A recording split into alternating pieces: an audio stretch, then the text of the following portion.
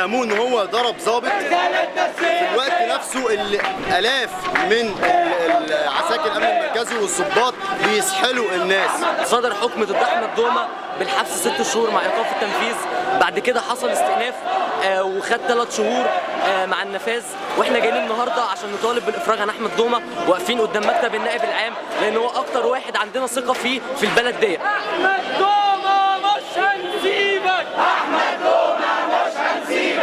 يوم 3 مايو مظاهرة النواب في ميدان التحرير، لقى الامن تحرش ببعض الفتيات وبعض النشطات من حركة مصريات من اجل التغيير، فهو بعفويته وان هو من اهل سينا غار على اهل بنات بلده وحب يدافع عنهم، الامن ضربه.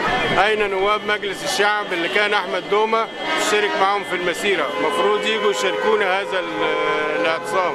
احمد دومة النظام حبسه لمده سنه لانه سافر الى غزه، والنهارده بياخد 3 اشهر تاني لانه اشترك في مظاهره. احنا بنطالب كلنا في الوقفه ديت بالافراج الشرطي عن كل المعتقلين السياسيين في القضايا السياسيه اللي تخص النظام. احنا ضد ان هو يتم قمع النشطاء السياسيين وان هم يتم الزج بيهم في قضايا جنائيه، لان احنا المفترض ان احنا ناس ما بنعملش حاجه غلط، احنا بس مجرد ان احنا بنعبر عن راينا وبنحاول نحرك الراي العام.